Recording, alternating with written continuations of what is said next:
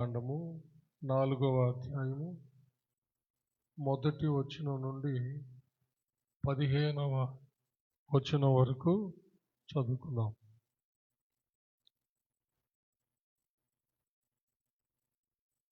ఆది కాండము 4వ అధ్యాయము మొదటి వచనం నుంచి 15వ వచనం వరకు. ఆదాము తన భార్య అయిన హవ్వను కూడినప్పుడు ఆమె గర్భవతి అయి కయీనును కని, యెహోవా దయ వలన నేనొక మనుష్యుని సంపాదించుకున్నాను అనెను. తరువాత ఆమె అతని తమ్ముడైన హేబేలును కనెను. హేబేలు గొర్రెల కాపరి, కయీను భూమిని సేద్యపరచువాడు. కొంతకాలమైన తరువాత కయీను పొలము పంటలో కొంత యెహోవాకు అర్పణగా తెచ్చెను. హేబేలు కూడా తన మందలో తొలిచూలున పుట్టిన వాటిలో క్రొవ్విన వాటిని కొన్ని తెచ్చెను. యెహోవా హేబేలును అతని అర్పణను లక్ష్యపెట్టెను. కయీనును అతని అర్పణను ఆయన లక్ష్యపెట్టలేదు. కాబట్టి కయీనుకు మిక్కిలి కోపం వచ్చి అతడు తన ముఖము చిన్నబుచ్చుకొనగా, యెహోవా కయీనుతో, నీకు కోపమేలా? ముఖము చిన్నబుచ్చుకొని ఉన్నావేమి? నీవు సత్క్రియ చేసిన ఎడల తల ఎత్తుకొనవా? సత్క్రియ చేయని ఎడల వాకిట పాపము పొంచి ఉండును. నీ ఎడల దానికి వాంఛ కలుగును, నీవు దానిని ఏలుదువు అనెను. కయీను తన తమ్ముడైన హేబేలుతో మాట్లాడెను. వారు పొలంలో ఉన్నప్పుడు కయీను తన తమ్ముడైన హేబేలు మీద పడి అతనిని చంపెను. యెహోవా, నీ తమ్ముడైన హేబేలు ఎక్కడున్నాడని కయీనును అడుగగా, అతడు, నేను ఎరుగను, నా తమ్మునికి నేను కావలివాడనా అనెను. అప్పుడు ఆయన, నీవు చేసిన పని ఏమిటి? నీ తమ్ముని రక్తము యొక్క స్వరము నేలలో నుండి నాకు మొరపెట్టుచున్నది. కావున నీ తమ్ముని రక్తమును నీ చేతిలో నుండి పుచ్చుకొనుటకు నోరు తెరిచిన ఈ నేల మీద ఉండకుండా నీవు శపింపబడిన వాడవు. నీవు నేలను సేద్యపరచినప్పుడు అది తన సారమును ఇక మీదట నీకు ఇవ్వదు. నీవు భూమి మీద దిగులు పడుచు దేశ దిమ్మరివై ఎందువు అనెను.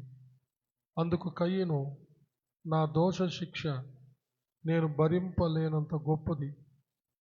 నేడు ఈ ప్రదేశము నుండి నన్ను వెళ్ళగొట్టితివి. నీ సన్నిధికి రాకుండా వెలివేయబడి దిగులు పడుచు భూమి మీద దేశ దిమ్మరిన ఎందును. కావున నన్ను కనుగొనవాడెవడో వాడు నన్ను చంపునని యెహోవాతో అనెను.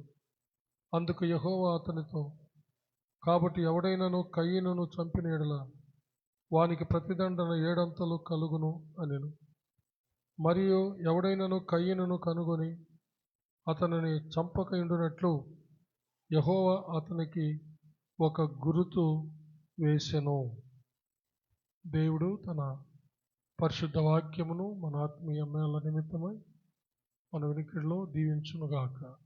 ఆమేన్. దయచేసి కూర్చోండి.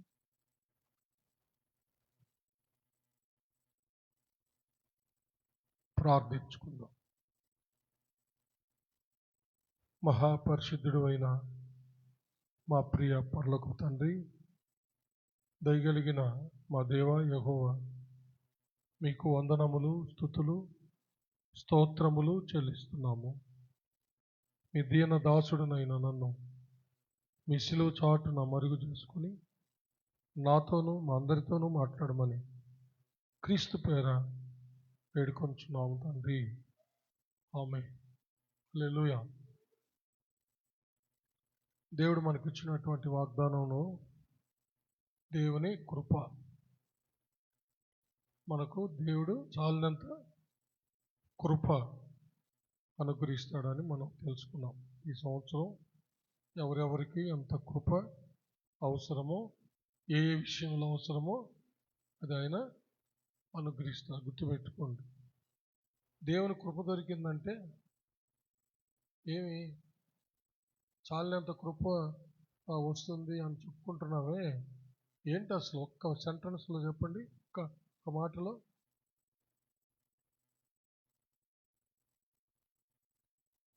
దేవుని కృప దొరికింది నీకు,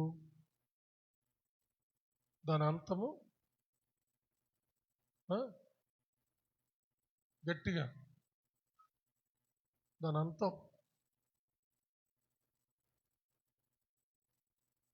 ఏ విషయంలోనైనా, ఏ సందర్భంలోనైనా, ఏ స్థితిలోనైనా, ఏ వ్యాధి ఎందైనా, జబ్బు అయినా, రోగమైనా, దరిద్రత అయినా, దిక్కుదోచని స్థితి అయినా,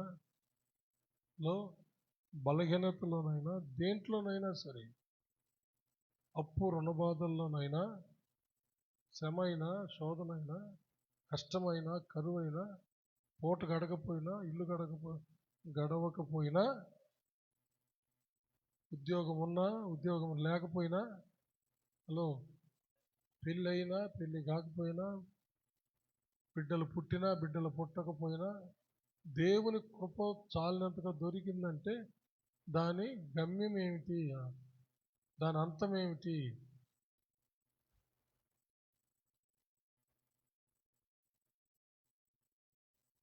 ఏంటి అంతము?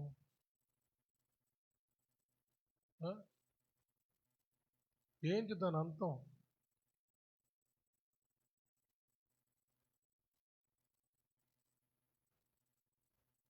జయమా అపజయమా? చెప్తే కదా మీరు.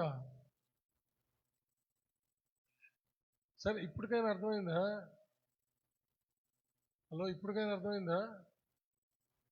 దేవుని కృప దొరికిందంటే ఏ విషయంలోనైనా, చెప్పండి, గట్టిగా చెప్పండి. ఏంటి మీరు అలాగా ఉండిపోతే ఎట్లా అర్థం చేసుకోవాలి అసలు? ఇంతకాలం క్రైస్తవ జీవితం జీవిస్తా ఏ విషయంలోనైనా కృప దొరికిందంటే జయమండి. చప్పలు కొట్టండి. అపజయం లేదు కృప దొరికితే. కృప దొరకాలే కానీ చెప్పండి అమ్మా, చెప్పండి. ఏందో ఎట్టా గమ్ముకుంటారు, ఏం అర్థం కానట్టు. కృప దొరికిందంటే నీ లైఫ్ సక్సెస్ఫుల్ అంతే. అదే కదా మనం మొదట నేర్చుకుంది. ఆయన మంచి పోరాటం ఎట్ట పోరాడగలిగాడు, పరుగు తుదముట్టించడం ఎలా చేయగలిగాడు, విశ్వాసాన్ని ఎలా కాపాడుకోగలిగాడు, నీతి కిరీటం ఎంత చూడగలిగాడు, పొందుకోగలిగాడు, కృప వల్లే కదా. తన బలహీనతలో దేవుని శక్తి పరిపూర్ణం అయింది కదా కృప వల్ల. ఇప్పుడైనా అర్థం చేసుకోండి. అందుకనే ఈ సంవత్సరం దేవుడు అంటే కృప గురించి మనం మాట్లాడుకోకుండా ఉండే ఏ రోజు ఉండదు. కానీ ఈ సంవత్సరం మనకు దేవుడు నా కృప నీకు చాలును అన్న వాగ్దానం ఇచ్చాడు మన శక్తిన సంఘాలకి. కాబట్టి ఏ విషయంలోనైనా, ఏ స్థితిలోనైనా నీకు కృప దొరికింది అంటే నువ్వు సక్సెస్ఫుల్, నీ జీవితం.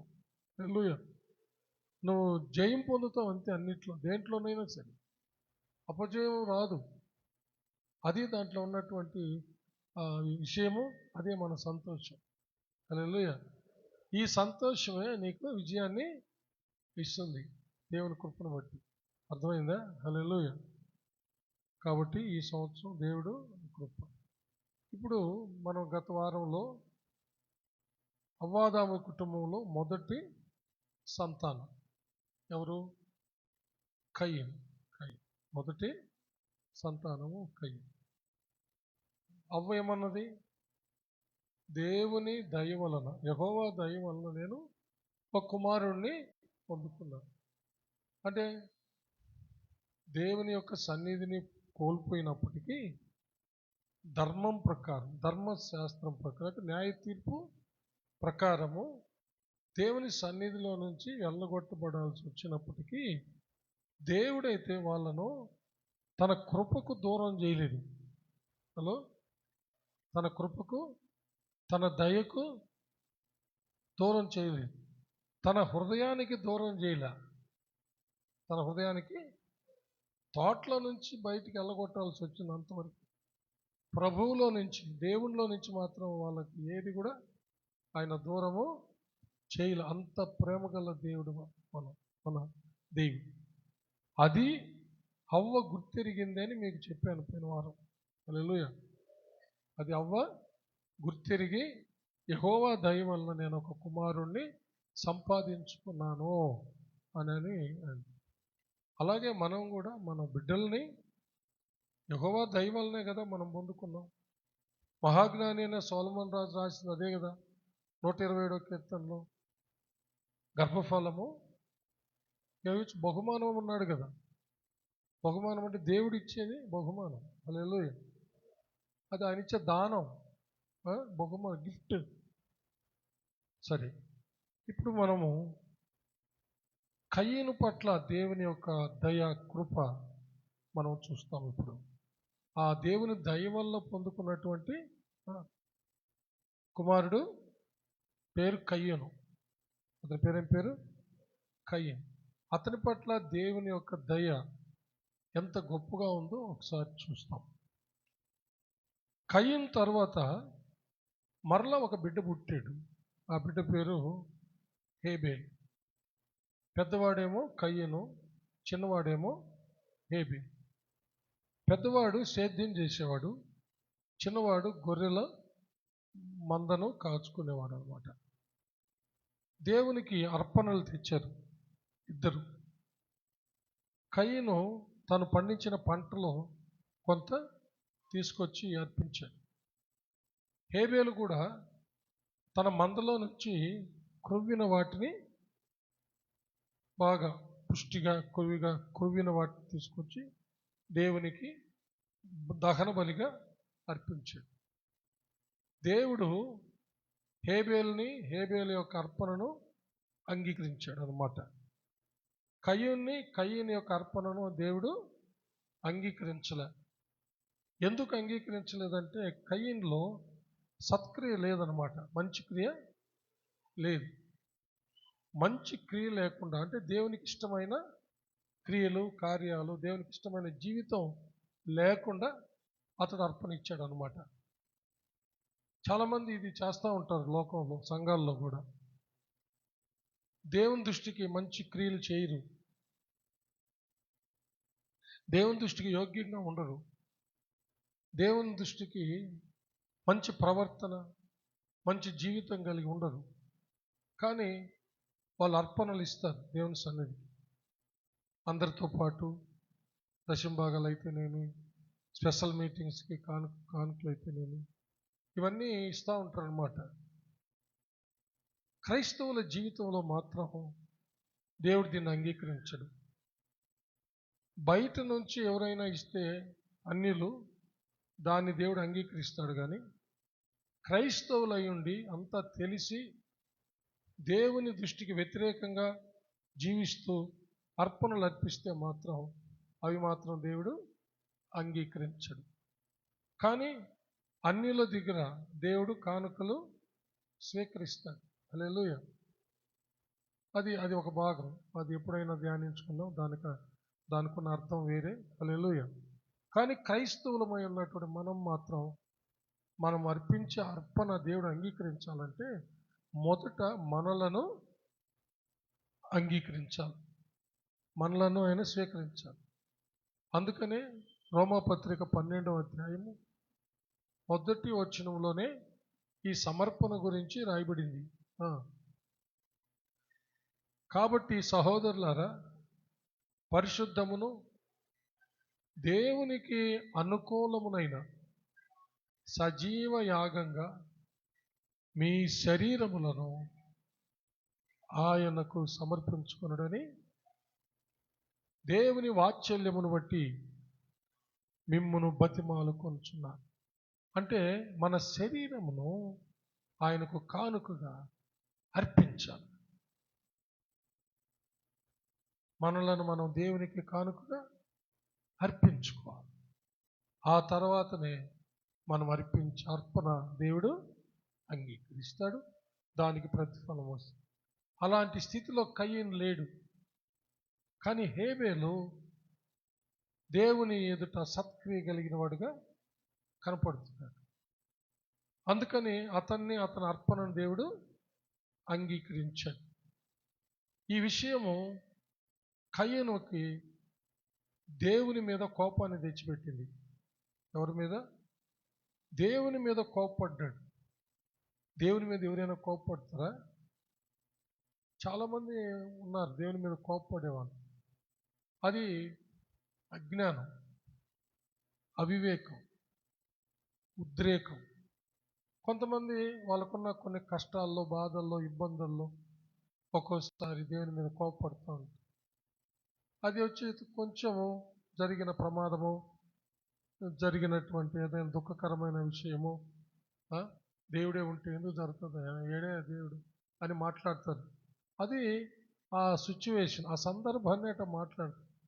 దేవునికి తెలుసు వీళ్ళు నిజంగా మాట్లాడుతున్నారు లేకపోతే ఏదైనా బాధల్లో ఆయనకి తెలుసు, హృదయాంతరేంద్రియాలు ఎరిగిన దేవుడికి. కానీ మనము దేవుణ్ణి ప్రశ్నించాల్సిన స్థితి కాదు మంది, దేవునిపై కోప్పడాల్సిన స్థితి కాదు మంది. అసలు మనము చాలా నిమిత్త మాత్రులం. మన ఆయుస్సు చాలా స్వల్పమైంది. మన ప్రాణము నీటి బుడగ లాంటిది, అప్పుడే కనబడి అప్పుడే మాయమైపోయే నీటి ఆవిరి లాంటిది. అంత బలహీనలం, అంత ఆ స్థితి మంది. దేవుడు శాశ్వతుడు, ఆయన స్థితి అది. ఆయన ఎల్లప్పుడూ జీవించే దేవుడు. ఎల్లప్పుడూ జీవించే దేవుడు, ఎవరు ప్రశ్నించటానికి అవకాశము లేని దేవుణ్ణి మన యొక్క అవివేకము, సంకుచితమైన బుద్ధి, దాన్ని బట్టి మనం అలాగూ ఆ కోపావేశాలు దేవుని మీద కూడా చూపిస్తూ ఉంటాం అన్నమాట. అలాగనే కయీను దేవుని మీద కోపపడ్డాడు. అప్పుడు దేవుడు దానికి సమాధానము చెప్పాడు. ఎందుకు నువ్వు కోపపడుతున్నావు? 5వ వచనం, కయీనును అతని అర్పణను ఆయన లక్ష్యపెట్టలేదు కాబట్టి కయీనుకు మిక్కిలి కోపం వచ్చి అతడు తన ముఖము చిన్నబుచ్చుకొనగా యెహోవా కయీనుతో, నీకు కోపమేలా? ముఖము చిన్నబుచ్చుకొని ఉన్నావేమి? నీవు సత్క్రియ చేసిన ఎడల తల ఎత్తుకొనవా? సత్క్రియ చేయని ఎడల వాకిట పాపము పొంచి ఉండును, నీ ఎడల దానికి వాంఛ కలుగును, నీవు దానిని ఏలుదు అన్నాడు. కోప్పడిన కయీనుతో దేవుడు చాలా సాత్వికంతో మాట్లాడాడు. పశ్చాత్తాపడి ఉండాల్సింది కయీను, కానీ కయీను పశ్చాత్తాపడలే. ఘోరమైన పాపం చేశాడు. దానికి కారణం ఏంటంటే దేవుడే చెప్పాడు, మనలో ఎప్పుడైతే సత్క్రియ అనేది ఉండదో పాపం మనం వాకిట్లోకి తరుముకొని వస్తుందంట. ఎక్కడికి వచ్చేస్తుంది? వాకిట్లో పొంచుకొని ఉంటుందంట. అది పాపం, ఒక పాము పొంచుకొని ఉన్నట్టుగా. పాపం ఇంటి ద్వారాన్ని తడుతుందంట.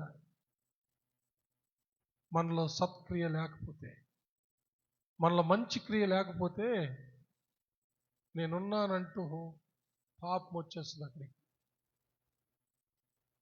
ఆ పాపానికి నీ మీద వాంఛ కలుగుతుందంట. ఆ పాపానికి నీ మీద కోరిక, గాఢమైన కోరిక కలుగుతుందంట. దాన్ని వాడు ఏలుతాడంట. అంటే ఆ పాపంలో వాడు పడిపోతాడని అర్థం. ఇంత ప్రమాదం ఉంది. చాలామంది చెడ్డ క్రియలు చేసేస్తూ ఉంటారు, సత్క్రియలు చేయరు. చెడ్డ క్రియలు చేయడం ద్వారా సత్క్రియ లేనందువల్ల పాపము ఇంటి వాకిట్లోకి వచ్చేస్తుంది. దానికి మన మీద వాంఛ కలుగుతుంది, వీడు దాన్ని ఏళ్తాడనమాట. అలాగే జరిగింది.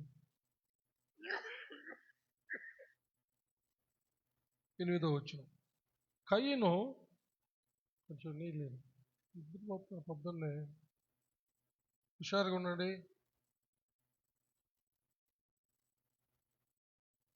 కయీను తన తమ్ముడైన హేబేలుతో మాట్లాడెను. వారు పొలములో ఉన్నప్పుడు కయీను తన తమ్ముడైన హేబేలు మీద పడి అతన్ని చంపెను.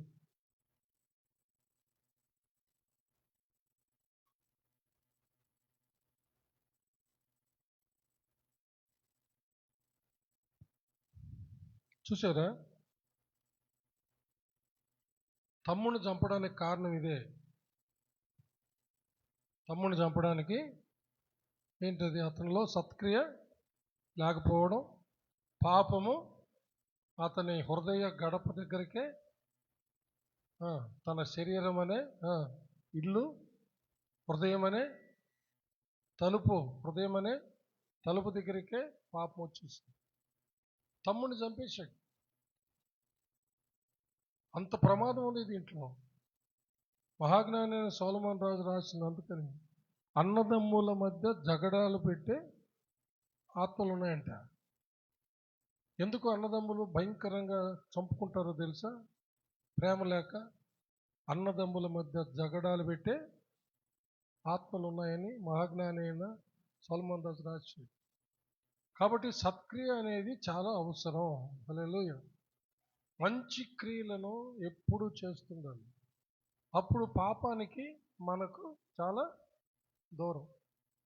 చెడ్డ క్రియలు చేస్తూ ఉంటే నీ హృదయం అనే తలుపునది తట్టి నీలోకి అది ప్రవేశిస్తుంది. అది నిన్ను ఏళ్తుంది. జాగ్రత్త. ఊరికి తమాషాగా చేసేస్తుంటారు చెడ్డ క్రియలు, కార్యాలు. ప్లీజ్ దయచేసి నా చేతులు జోడించి మనవి చేస్తున్నారు, పొరపాట్లు చేయబాకండి. ఏదైనా మంచి క్రియలే చేయండి. హల్లెలూయా. అప్పుడు దేవుడు నీతో ఉంటాడు. దేవుడు నీతో ఉంటాడు. ఆయన నిన్ను ఏళ్తాడు. దేవుడు ఏళ్తే ఎట్లుంటుంది? సర్వస్వం ఉంటుంది. హల్లెలూయా. అప్పుడు దేవుడైన యెహోవా కయీనుతో మాట్లాడాడు. 9వ వచనం.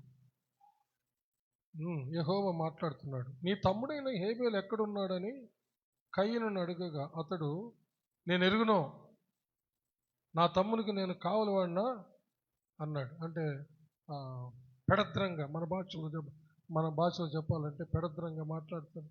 ఏరంత పెడద్రంగా మాట్లాడుతూ అంటున్నా. ఎవరితో మాట్లాడుతున్నాడు ఇప్పుడు? దేవునితో నేను ఎరగను, ఏమి నా తమ్ముడికి నేను కావలివాడినా? చంపేశాడు. అది చంపేశాడు. ఆ పాపం అతను ఏలింది. తమ్ముడిని చంపేశాడు. మళ్ళీ ఇప్పుడు దేవుడు అడిగితే ఏమంటున్నాడు? నేను ఎరగను, ఏమి నా తమ్ముడికి నేను కావలివాడినా? నువ్వేమన్నా కావలికి పెట్టానన్నా అన్నట్టుగా ఉందన్నమాట. ఇదంతా ఎప్పుడైతే ఒక రూట్ మారిపోతుందో, జాగ్రత్తగా దేవుని సన్నిధికి వ్యతిరేకంగా ఎప్పుడైతే ఆరంభం అవుతుందో ఒకరి జీవితం, వాని జీవితం అడుగడుగున ఇంకా వ్యతిరేకమే. వాని మాట తీరు, వాడి ప్రవర్తన, వారి లైఫ్, వాని జీవితం అంతా భయంకరంగా ఉంటుంది. ఎందుకంటే పాపం వాడిని ఏలుతూ ఉంటుంది కాబట్టి, సైతాను వాడిని నడిపిస్తూ ఉంటాడు కాబట్టి. అందుకనే ఆ విధంగా మాట్లాడాడు. అయినా ప్రభు చాలా ఓపికగా సమాధానం చెప్తా ఉన్నాడు. చూడండి. కావున నీవు చేసిన పని ఏమిటి? నీ తమ్ముని, అప్పుడు ఆయన, నీవు చేసిన పని ఏమిటి? 10వ వచనం. నీ తమ్ముని రక్తము యొక్క స్వరము నేలలో నుండి నాకు మొరపెట్టుచున్నది. నేను ఎరగను అంటున్నావే. నా తమ్ముడికి నేను కావలివాడిని అంటున్నావే. నీ తమ్ముడు నువ్వు చంపితే ఆ రక్తం నాకు మొరపెడతా ఉంది అని దేవుడు మాట్లాడాడు. తర్వాత శపించాడు కయ్యూన్ని. చూడండి 11వ వచనం. కావున నీ తమ్ముని రక్తమును నీ చేతిలో నుండి పుచ్చుకొనుటకు నోరు తెరిచిన ఈ నేల మీద ఉండకుండా నీవు శపింపబడిన వాడవు. శాపానికి గురయ్యాడు. దేనికి? శాపానికి గురయ్యాడు. అంటే అంటే ఈ నేల నుండి నువ్వు శపించబడ్డావంటే దేవుని సన్నిధిలో ఉండేటటువంటి అర్హత అతడు కోల్పోయాడు అనమాట. దేవుని సన్నిధిలో ఉండే అర్హత కోల్పోయాడు పాపం చేసినందువల్ల. అది ఒక భయంకరమైన శాపం. దేవునికి దూరం అవడమే ఒక శాపం అనమాట. ఆ విధంగా అతడు శపించబడ్డాడు. తర్వాత ఇంకా ఎలాంటి శాపం వచ్చిందంటే, నీవు నేలను సేద్యపరచునప్పుడు అది తన సారమును ఇక మీదట నీకు ఇవ్వదు. నువ్వు మరలా సేద్యం చేయడానికి పోతావు కదా, నీకు ఆ భూమి సారం ఇవ్వకుండా అది నిస్సారమైపోతుంది, సారాన్ని కోల్పోతుంది. పంటలు బాగా పండించుకొని నువ్వు తినలేవు. లో వింటున్నారా అని దేవుడు అతనికి శాపం అంటే ఏమని చెప్పుకున్నాం? న్యాయ తీర్పు. కోపంతో దేవుడు ఏదైనా చేశాడంటే న్యాయ తీర్పు. ఉగ్రత అంటే దేవుని న్యాయ తీర్పు. హల్లెలూయా. తర్వాత నీవు నేలను సేద్యపరచున్నప్పుడు అది తన సారమునిక మీద నీకు ఇయ్యదు. నీవు భూమి మీద దిగులు పడుచు దేశ దిమ్మరవైందు అనెను.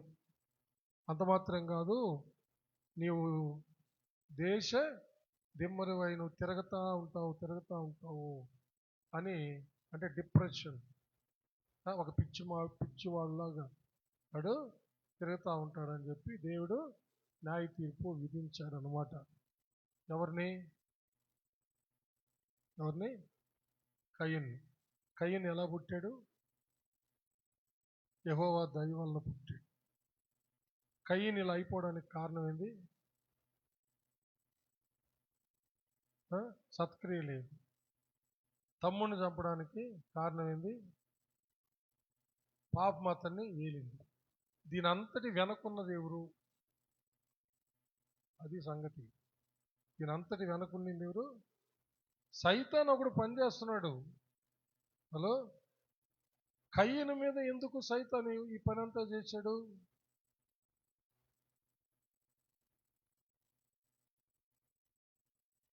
దేవుడు ఒక వాగ్దానం ఇచ్చాడు ఏదైనా తోటలో. పోయిన వారు నేర్చుకున్నావు కదా, ఏంటది? నీవు ఏ స్త్రీనైతే మోసం చేశావో ఆ స్త్రీ సంతానం ద్వారా నీ తలను నేను చితకదొక్కిస్తానన్నాడు. ఈ సైతాన్ ఏం చేశాడంటే, ఇంకా పుట్టింది ఎవరు? మొదట ఈ కయ్యను చేతనే నా తలని చితగొట్టిస్తాడని వాడిని అటాక్ చేశాడు అన్నమాట. హలో, ఎవరిని? కయ్యన్ని అటాక్ చేశాడు. కానీ ఈ లోపల హేబేలు పుట్టాడు. హేబేలు పుట్టేటప్పటికే కన్ఫ్యూజ్ అయిపోయాడు అనమాట. ఏమైపోయాడు? కన్ఫ్యూజ్ అయిపోయాడు. కయ్యన్ను ఫస్ట్ అటాక్ చేసింది కయ్యన్ని సత్క్రియలైన వాడుగా చేశాడు. వాడిని ఎలాగైనా దేవునికి దూరం చేసేయాలి, దేవుడు అతన్ని సాధనంగా వాడుకొని నా తలను కొట్టిస్తాడు.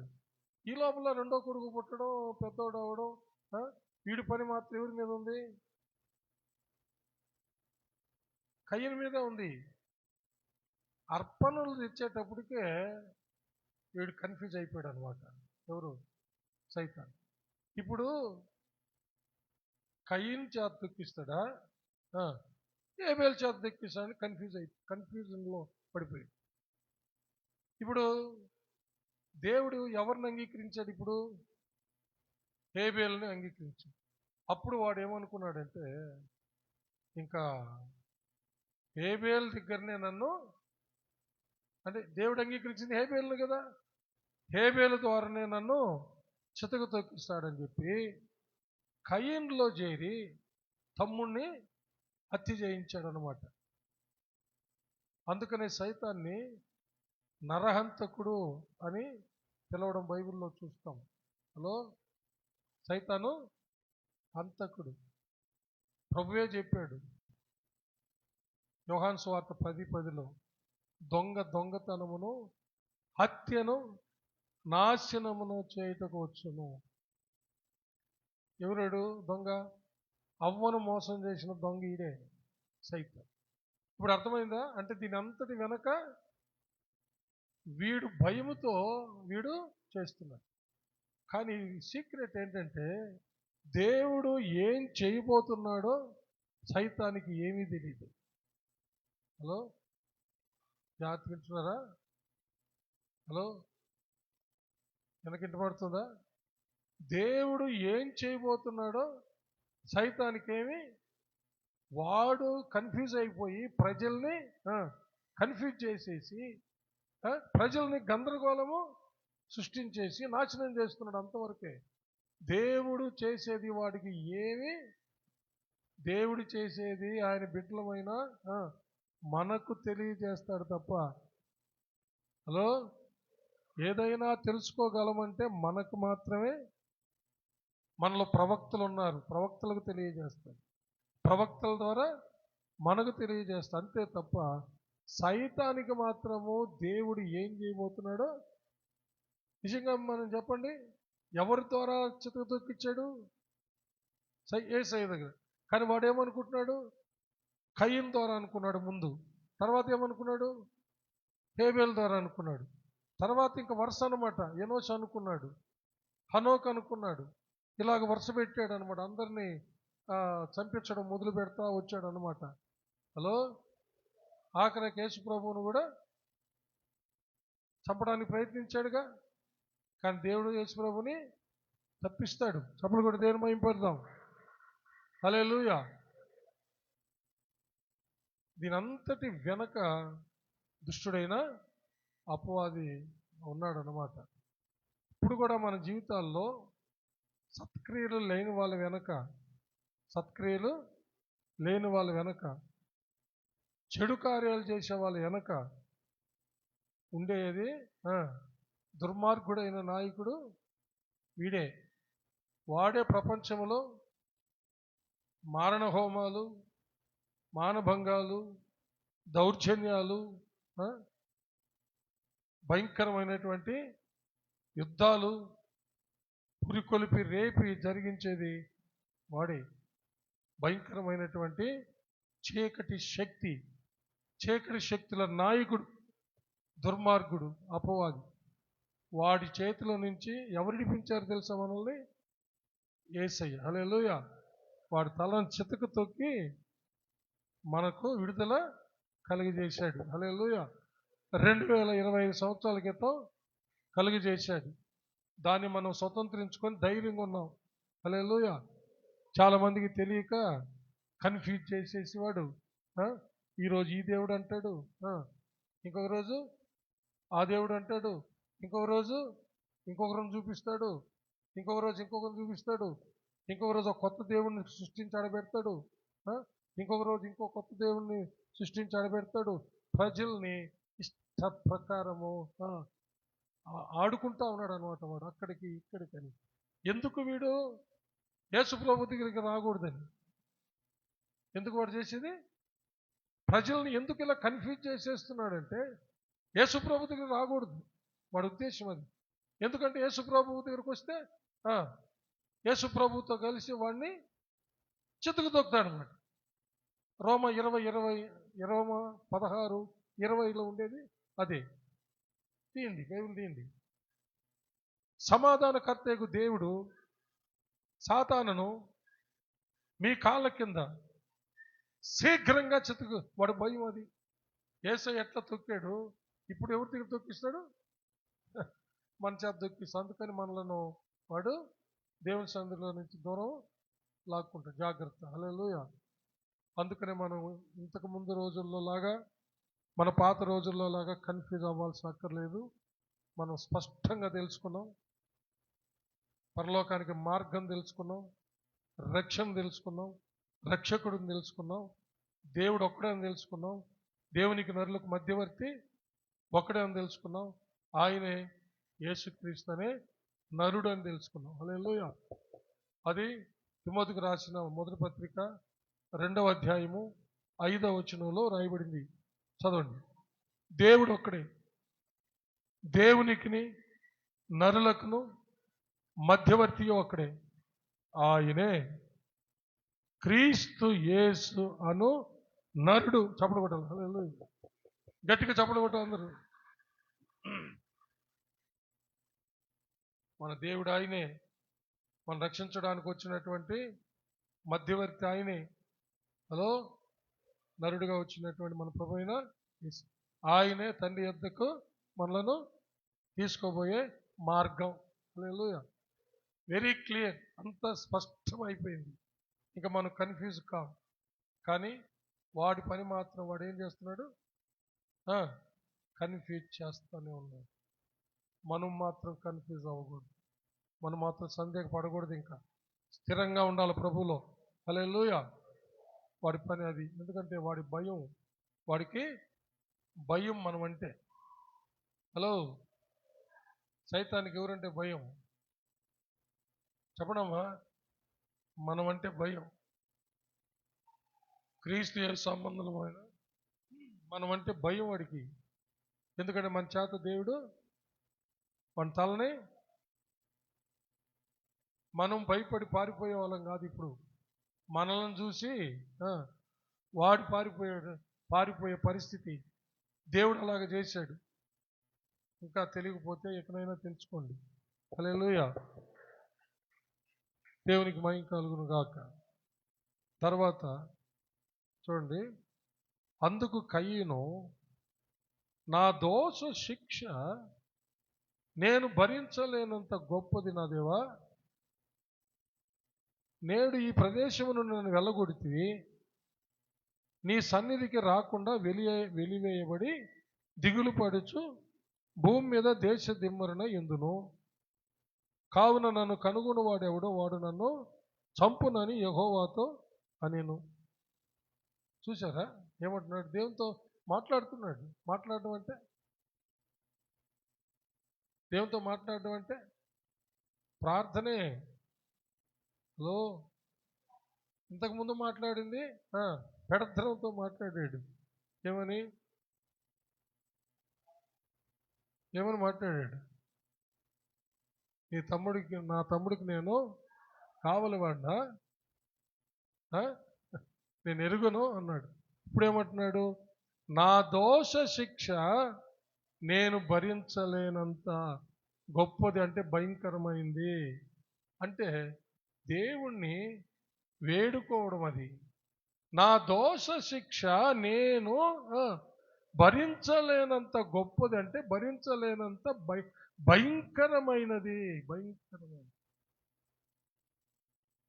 ఇప్పుడు ఎట్టా నన్ను వెలేసావు? నీ సన్నిధి నుండి నేను వెలివేయబడ్డా. నీ సన్నిధి నుండి నేను ఈ స్థలం నుండి దూరం అయిపోయా. నీ సన్నిధిలో ఇంకా ఉండే అర్హత నాకు లేదు. నిజమే. హలో, అంటే ఇంకా నేను దేశ దిమ్మరినై నేను తిరగాల్సిందే. నువ్వు సెలవిచ్చినావు, నువ్వు చెప్పించావు కాబట్టి నీ సన్నిధికి దూరం అయిపోయా, నీకు దూరం అయిపోయా. ఇక దేశం అంతా దేశ దిమ్మరినై తిరుగుతా ఉంటాను. ఇది నేను భరించలేని భయంకరమైన దోష శిక్ష. అప్పుడు చూడండి, కావున నన్ను కనుగొని వాడెవడో వాడు నన్ను చంపునని యెహోవాతో అనెను. తమ్ముడిని చంపినప్పుడు లేదు ఈ జ్ఞానం. హలో, తమ్ముడిని చంపాడు కదా అంత క్రూరంగా, అప్పుడు లేదు ఈ ఆలోచన ఇతనికి. అవిశ్వాసులైన వారి మనోనేత్రాలకి సైతాన్ అనేవాడు గుడ్డితనం కలిగజేసి ఇవన్నీ జరిగించేది. ఇప్పుడు వాడు సైతాను చేయించాలనుకున్న కార్యము చేయించి వాడు వెళ్ళిపోయాడు. ఏం చేయించాలనుకున్నాడు? హేబేల్ని చంపించాలనుకున్నాడు. హేబేల్ని చంపించేశాడు. వాడి పని అయిపోయింది. సైతాను పారిపోయాడు, వెళ్ళిపోయాడు, వదిలిపెట్టి. అందుకనే చూడండి, చాలామంది మామూలుగా కొట్లాట్లు, మనం సాధారణంగా జగడాల్లో ఉన్న వాళ్ళమే కదా కొంతకాలం కిందట. ఇప్పుడు కూడా ఎవరైనా ఉన్నారేమో నాకు తెలియదు, ఉండమాకండి. మనం ఆ స్థితి దాటేసాము. హల్లెలూయా. కొట్లాడుకున్న వాళ్ళమే కదా. ఒకవేళ కొట్లాడేటప్పుడు భయంకరంగా రౌద్రంగా కొట్టి ఒకడికి ఏదైనా గాయం అయిపోతే లేకపోతే రక్తం గారి అక్కడ ఉంటే చంపినోడికే దిగులు వచ్చేస్తుంది. ఏంది? అప్పుడు దాకా రాదు. అప్పుడు దాకా వాడిని పొడిచిన దాకా రాదు. పొడిచి కళ్ళ ఎదుట వాడు తనిఖీలాడుతుంటే అప్పుడు వచ్చేస్తుంది వీడికి దిగులు. ఎక్కడిది ఇది? వాడిని చంపిన దాకా సైతాన్ ఉన్నాడు. వాడు పని చూసుకొని వాడు వెళ్ళిపోయాడు. కొంతకాలం కిందట ఒక మ్యాగజైన్లో, క్రిస్టియన్ మ్యాగజైన్లో ఒక విషయాన్ని చదివాను నేను, చాలా సంవత్సరాల క్రితం. కొడుకు మాట వినలేదని, ఎంత చెప్పినా వినలేదని వాడిని బాగా ఇంట్లో తలుపేసి స్తంభానికి గట్టి కొట్టారనమాట. అమ్మ నాయన ఇద్దరే, తల్లిదండ్రులు ఇద్దరే కొట్టారు. అంటే వాడు చాలా సంవత్సరాలు వాడిని బాధ పెట్టాడంట. వాళ్ళు స్తంభానికి కట్టి బాగా కొట్టారు. ఇంకా దాని వెనకుండేది ఎవరు? కృష్ణాలు పోసారు, కిరోసిన్ పోసి ఉప్పు పెట్టారు. వాడప్పుడు అమ్మా నాయన అంటుంటే అప్పుడు ఏడుస్తున్నారంట. ఏడుస్తూ అయ్యో నీ బిడ్డ చచ్చిపోతున్నాడు అని చెప్పి ఏం చేస్తారు? అప్పుడు అయ్యో నా బిడ్డ అని ఇద్దరు అమ్మా నాయన ఇద్దరు అరుస్తున్నారు, ఏడుస్తుంట, రక్షించండి నా బిడ్డలని. ఎవరు కొట్టింది ఎవరు? కిరోసిన్ పోసి తగలబెట్టింది ఎవరు? హలో, ఏంటి అసలు? ఎందుకు జరుగుతుంది ఇదంతా? దీని వెనకటి ఉన్నవాడు ఎవరు? కంటికి కనబడకుండా ఉండేటువంటి సైతం. అందుకని ఇలాంటి ఘాతక చర్యలు చేయకూడదు. దేవుడు మనకిచ్చిన బిడ్డలు మంచోళ్ళే, మీ భర్తలు మంచోళ్ళే, మీ భార్యలు మంచోళ్ళే, అన్నదమ్ములు మంచోళ్ళే. వెనక ఉండి ఈ ఘోరాతి ఆకృత్యాలు చేపిస్తున్నది వాడు. జాగ్రత్త. ఏం చేసుకోలేకపోయారు, పోగొట్టుకున్నారంట ఆ పిల్లోడిని కండ్ల ఎదుట, తప్పి రక్షించలేక. అంత భయంకరంగా సైతాన్ ఎప్పుడైతే హేబేలును చంపించి వెళ్ళిపోయాడో, కయీను మనస్సు మారిపోయింది. కయీను మనసు, వారి హృదయంలో దైవ ఆలోచనలు రావడం మొదలుపెట్టి జరిగిందనమాట. దేవునితో మాట్లాడుకుంటున్నాడు సవినయముగా. హల్లెలూయా. ఎంతో వినయంగా మాట్లాడుకుంటున్నాడు. ప్రభువా, యెహోవా, నా దోష శిక్ష నేను భరించలేను. నీ సన్నిధిలో నుంచి ఎల్లగొట్టావు, వెలివేయబడ్డాను. ఇక నేను దేశదిమ్మన్నాయి తిరిగేటప్పుడు నన్ను చంపేస్తారు ప్రభువా.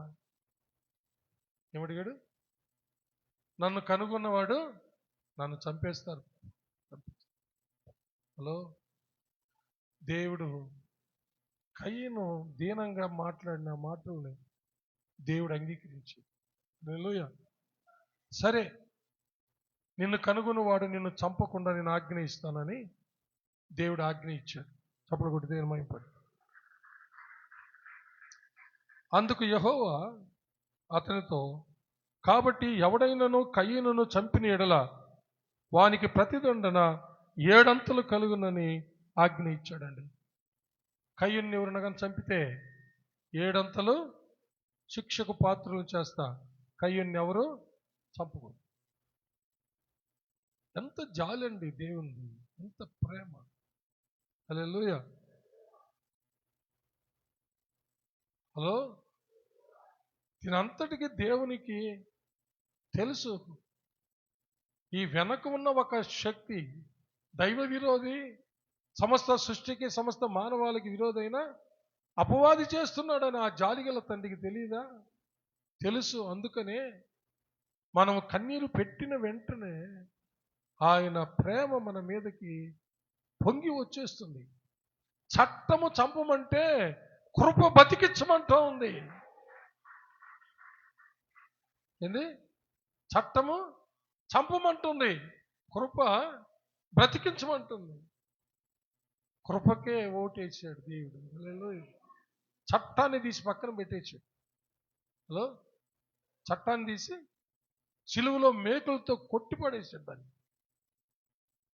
అదే కదా, యేసు ప్రభువుని సిలువలో మేకులతో కొట్టారు కదా. కొలసీలకు రాసిన పత్రికలు ఏముంది తెలుసా? ధర్మశాస్త్ర పత్రాన్ని సిలువలో మేకులు కొట్టారంట. చట్టాన్ని కొట్టిపడేసి కృపను వెలుగులోనికి తెచ్చాడు. చప్పలు కొట్టి దేవుని మహింపరుస్తాం. హల్లెలూయా, హల్లెలూయా. దేవునికి మహిమ కలుగును. అందువల్లే నీవు నేను కూడా బ్రతుకున్నాం ఈరోజు. గుర్తుపెట్టుకోండి, మనలో కూడా ఎన్ని ఉన్నాయో తెలుసా? బైబిల్ ఇంకా క్షుణ్ణంగా చదివితే వ్యభిచారం చేస్తే ఎంత తప్పో, వ్యభిచారపు చూపు చూస్తే వ్యభిచారం చేసినంత తప్పు, నరహత్య చేస్తే ఎంత తప్పు, సహోదరుణ్ణి దూషించిన ద్వేషించిన నరహంతకుడితో సమానమని బైబిల్ చెప్తుంది. ఇలాంటి దౌర్భాగ్యమైన మనం చట్టం కిందకు వస్తే చావాలి, కృప కింద కాబట్టి బతికున్నాం. చపలు కొట్టి దేవుని మహింపరుస్తాం. అందుకని ఇప్పుడు కయ్యూను మీద కృప పొంగి వచ్చింది. హల్లెలూయా. దీనంగా అడుక్కున్నాడు, నా దోష శిక్ష నేను భరించలేనిది యెహోవా తండ్రి. అప్పుడు ప్రజలకు సెలవిచ్చాడు, కయ్యూను ఎవరు చంపితే 7 అంతల దండనకు పాత్రలు అన్నాడు. తర్వాత ఏం చేశాడంటే, ఎవడైనాను కయ్యూనును కనుగొని అతనిని చంపక ఉండునట్లు యెహోవా అతనికి ఒక గుర్తు వేసాను. అతన్ని ఎవ్వరు చంపకుండా కూడా ఏం చేశాడు?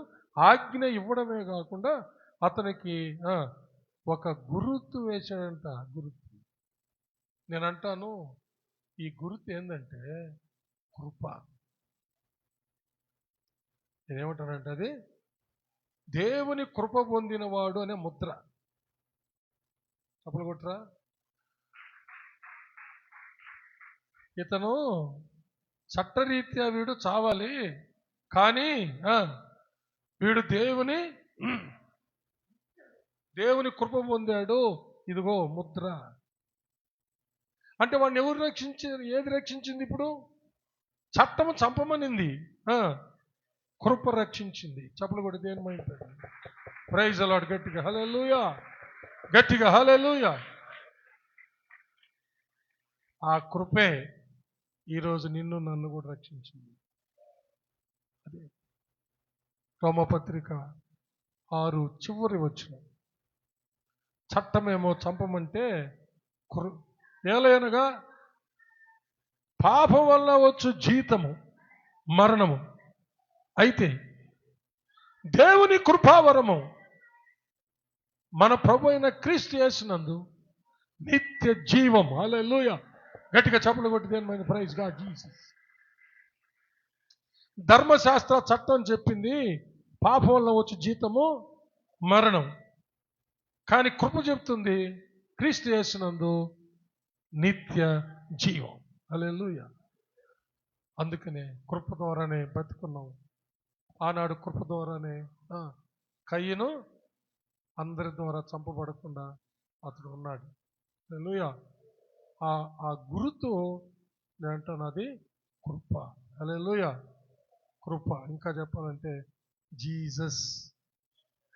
హల్లెలూయా. ఏం ముద్రది? జీసస్. జీసస్ అంటే చట్టానికి మనల్ని అప్పగించకుండా కాపాడేది కృప. జీసస్ మన ప్రభు అయిన యేసయ్య. హల్లెలూయా.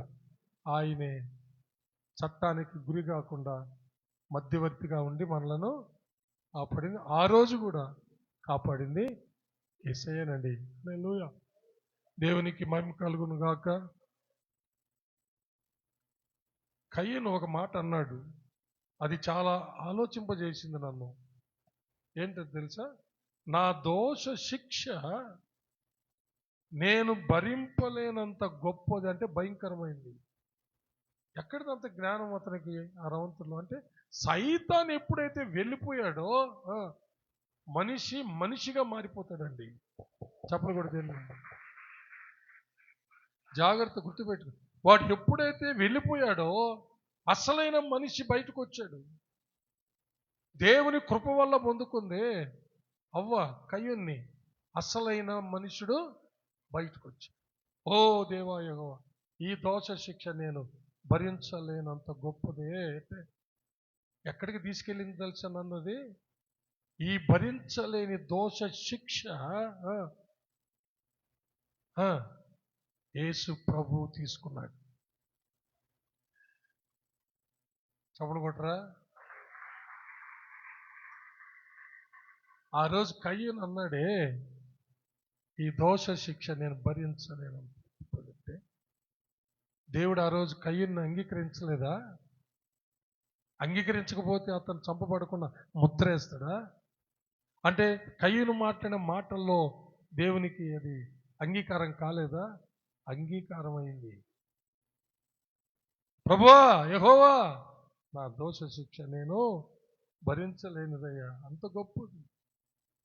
అందుకనే దేవుడు తన కుమారుడైన యేసుక్రీస్తుని లోకానికి పంపించి, మానవులమైన మనం పాపం చేసి మరణపాత్రులమైన మనము మన దోష శిక్షను భరించలేని ఆ దోష శిక్షను దేవుడు తన కుమారుడైన యేసుక్రీస్తు మీద మోపి మనకు విడుదల కలిగజేశాడు. చప్పలు కొట్టి దేవుడు పిల్లరా. అందుకనే పౌలు గారు ఏమంటారంటే, కృప ద్వారానే రక్షించబడ్డాము. చట్టం గుర్తుపెట్టుకోండి, చట్టం చంపమన్నది, కృప రక్షించమన్నది. చట్టం అడ్డొస్తూ ఉంది ప్రతిదానికి, చట్టము కృపకు అడ్డొస్తూ ఉంది. మానవుల మనుగడకు, రక్షణకు అడ్డొస్తూ ఉంది.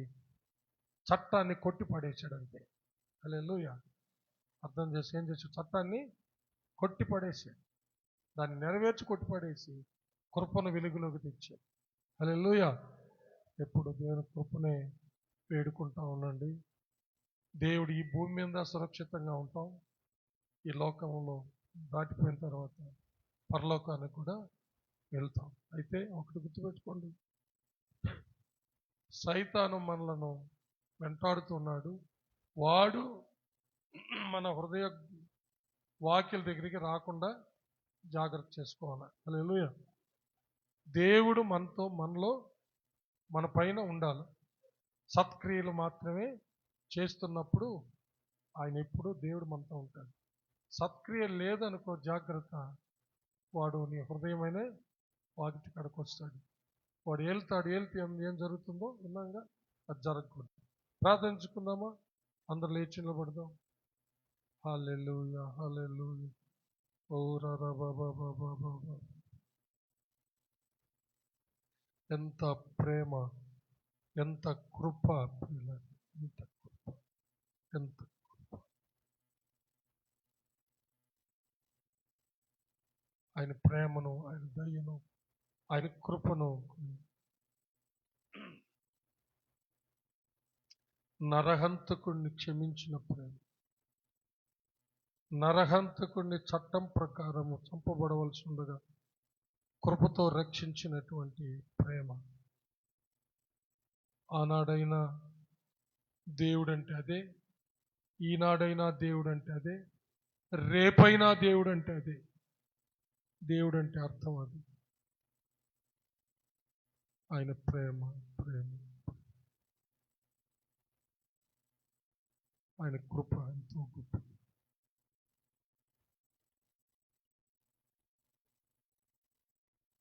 కృప కృప కృప యేసయ్య నీ కృప, కృప కృప కృప యేసయ్య నీ కృప, ఎంత మహోన్నతమైనది నీ కృప,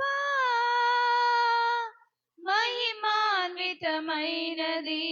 నీ కృప,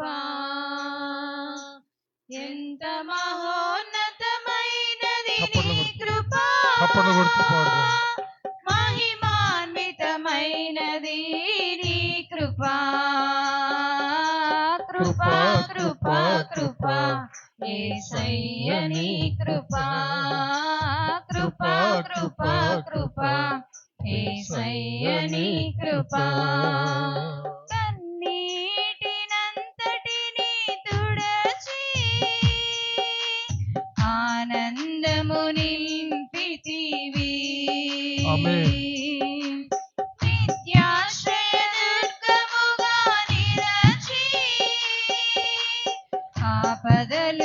తొలగించితివి నంతటిని తుడచి ఆనందము నింపితివి నిత్యాశ్రయ దుర్గముగా నిలచి ఆపదలు తొలగించితివి ఈ దయా కారుణ్యములను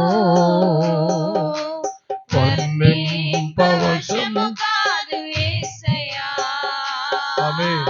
ఈ దయా కారుణ్యములను వర్ణింపవశము కాదు యేసయ్యా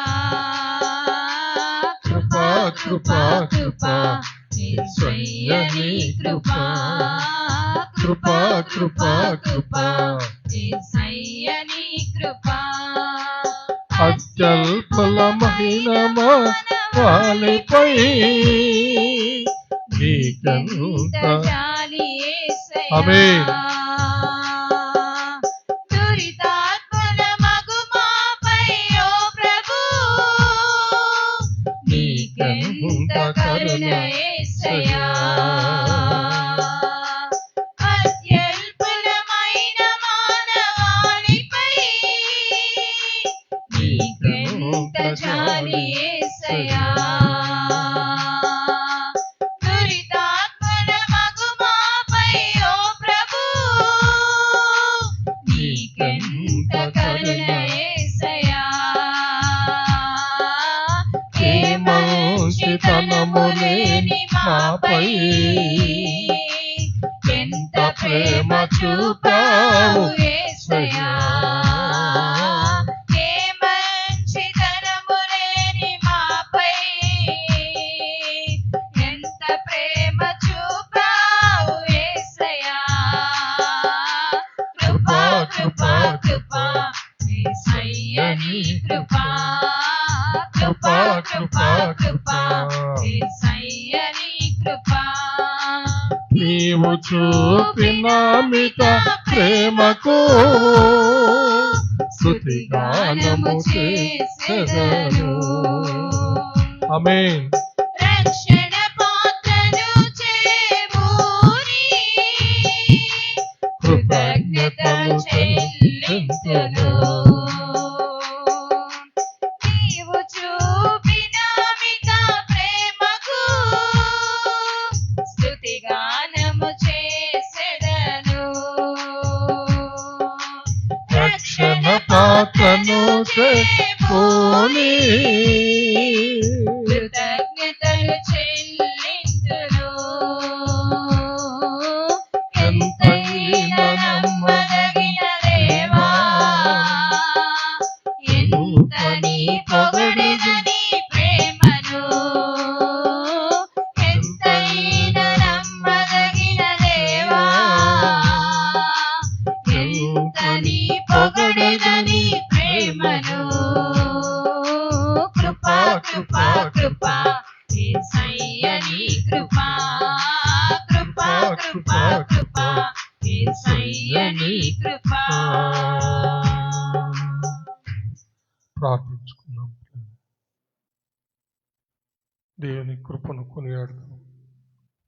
మన పట్ల ఆయన గొప్ప ప్రేమ, మన దోష శిక్ష మనం భరించలేనిది, దానిని దేవుడు కృపతో తన కుమారుని మీద వేసి మనకు దోష శిక్ష నుంచి తప్పించి కృప ద్వారా నిత్య జీవాన్ని ప్రసాదించాడు. ప్రార్థించు. సోదరుడు విజయ్ చంద్ర క్లుప్తంగా ప్రార్థించు. Thank you Jesus.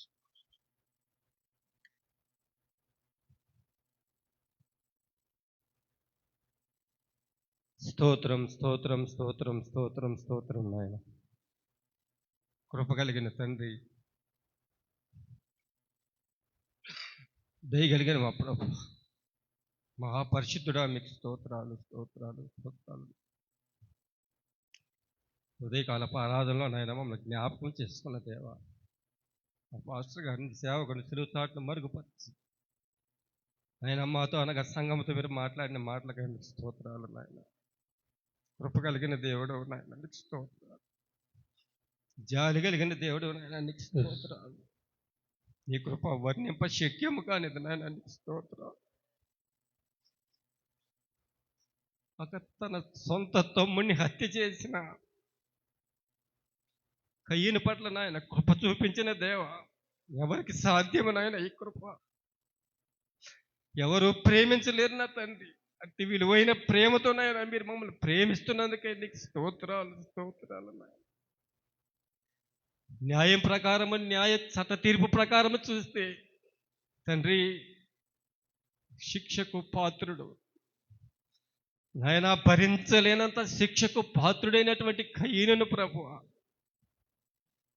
అపరిమితమైనటువంటి నాయన మీ ప్రేమతో, మీ దయతో, మీ జాలితో, మీ కరుణతో, మీ కృపతో నాయన కప్పి భరించలేనటువంటి దోషము తండ్రి నేను చేసింది అన్నప్పుడు ఆ శిక్షనంతా నాయన మా కోసము 2000 సంవత్సరాల క్రితం మీ లోకానికి దిగి వచ్చినటువంటి క్రీస్తు పైన వేసి తండ్రి నాయనా మీకు స్తోత్రాలు నాయన. మేము పొందవలసినటువంటి శిక్షను ప్రభు నాయన మా కోసము సిలువలో భరింపచేసి మాకు నాయన విడుదల కలిగించిన దేవానికి స్తోత్రాలు స్తోత్రాలు స్తోత్రాలు నాయన. ఏమని వర్ణించగలము నాయన? ఏ మనుషునికి సాధ్యము కానటువంటి ఈ ప్రేమతో నాయన మమ్మల్ని ప్రేమించి నాయన మమ్మల్ని కరుణించి నీ సన్నిధిలో ప్రభు నిలబడడానికి నాయన, అబ్బా తండ్రి అని నేను పిలుచుకోవడానికి నాయన మీరు ఇచ్చిన కృపకై నాయన, మీ ప్రేమకై, మీ జాలికై నాయన మీకు స్తోత్రాలు స్తోత్రాలు నాయన. తిరిగి తిరిగి మరలా మేము తప్పులు చేస్తున్నా తండ్రి, మమ్మల్ని కనికరిస్తున్న దేవుడు, మమ్మల్ని ఇంకా ప్రేమిస్తున్నానని నాయన తండ్రి మమ్మల్ని ఆహ్వానిస్తున్న దేవుడు. నీ ప్రేమను కొలవలేము నాయన. నాయనా హద్దులు లేని నీ ప్రేమతో మమ్మల్ని ప్రేమిస్తున్నందుకు నీకు స్తోత్రాలు నాయన. స్తోత్రాలు స్తోత్రాలు స్తోత్రాలు తండ్రి. మా పాపము ప్రభు నాయన తూర్పుకి పడమటికి ఎంత దూరమో అంత దూరంగా చేసి నాయన తండ్రి నీ సన్నిధిలో నాయన మమ్మల్ని తండ్రి నీతిమంతుల నాయన జాబితాలో చేర్చినందుకే నీకు స్తోత్రాలు స్తోత్రాలు స్తోత్రాలు చెల్లిస్తున్నాము నాయన. మీ కృపకై మరి ఒకసారి మిమ్మల్ని కొనియాడుతున్నాము నాయన. నా కృప నీకు చాలు అని మాకు వాగ్దానం చేసిన మా తండ్రి నీకు స్తోత్రాలు నాయన. అట్టి కృపతో నాయన ఈ ఉదయకాలం ముందు నాయన సంఘములో ఉన్న ప్రతి వారిని జ్ఞాపకం చేసుకుని మీ కృప మాత్రము చాలినంతగా ఇవ్వమని ప్రభువా ప్రతి వారిని మీ నమ్మదగిన హస్తాలకు అప్పగించుకుంటూ ఆయన ఈ ఉదయకాలపు ఆశీర్వాదాలతో మమ్మల్ని అందరినీ ప్రభువా నాయన దీవించి ఆశీర్వదించమని యేసయ్య పరిశుద్ధ నామం ద్వారా అడిగి వేడుకొంచున్నాము తండ్రి. ఆమేన్. ఆమేన్. నా ప్రాణమా యెహోవాను సన్నిధించుము, నా అంతరంగముననున్న సమస్తమా ఆయన పరిశుద్ధ నామమును సన్నిధించుము.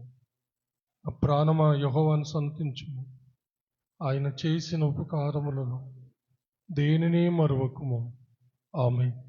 మన పరమ తండ్రి అయిన దేవుని ప్రేమ, కుమారుడైన యేసుక్రీస్తు ప్రభుల వారి యొక్క కృప, పరిశుద్ధాత్మ దేవుని అన్యోన్య సహవాసం, సన్నిధి, కాపుదల, భద్రత, నడిపింపు ఇప్పుడు ఎల్లప్పుడూ సదాకాలం మీకందరికను, మీ బిడ్డలకు, మీ బిడ్డలకు, మీరు కలిగి ఉన్న సమస్తానికి తోడై దీవించి ఆశీర్వదించి కాచి కాపాడునుగాక. Amen. Amen. Amen. May God bless you all. యేసయ్య నామములో అందరికీ వందనాలు. ఒకరొకరు సమాధానం